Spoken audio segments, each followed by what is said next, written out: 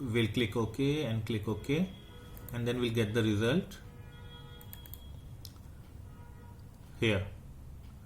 Our p value is 0.314.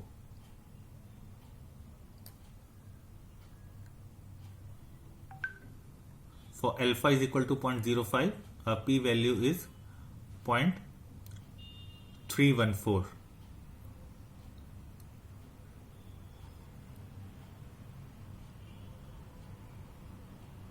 So once we have compared the variance, then we'll compare the mean. So again we'll go to stat, basic statistics, 2 sample t-test, each sample in its own column, C1, C2, and in options, since our variances are equal, we have done the F test. We'll click here, click OK, and then we'll get this result where p value is 0.472, which is again higher than 0.05.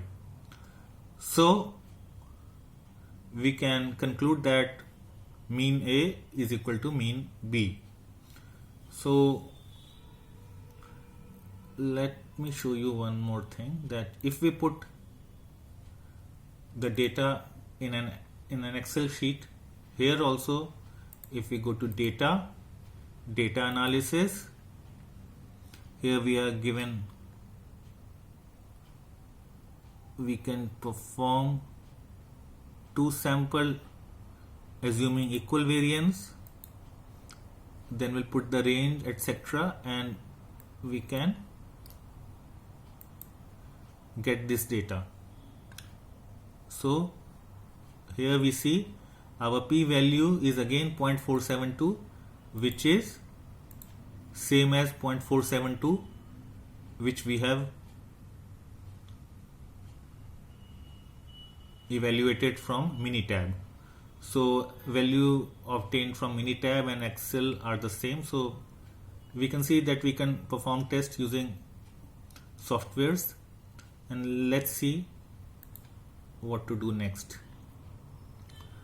So we have got the p value.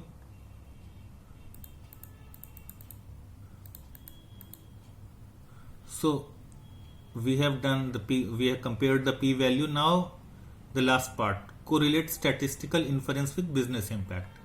So we'll tabulate everything over here.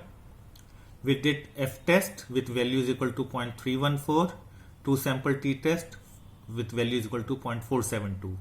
Our null hypothesis was variance A is equal to variance B.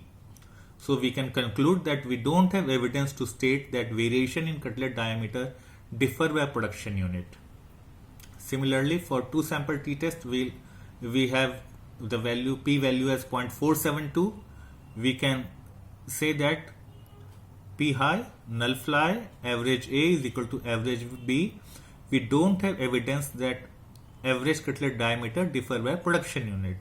So what are we concluding then? We are concluding that we don't have evidence to state that the average cutlet diameter and the variation in cutlet diameter differ by production unit. Here you can also see that we are saying that cutlet diameter is continuous for Y, X factors, it's discrete, 2 categories. We have also given the Minitab buttons. So in the next session we'll discuss more about type 1 and type 2 error, and also we'll discuss more examples through Minitab. This was just the introduction, so we didn't go in detail. So that's my brief introduction on hypothesis testing. Thank you.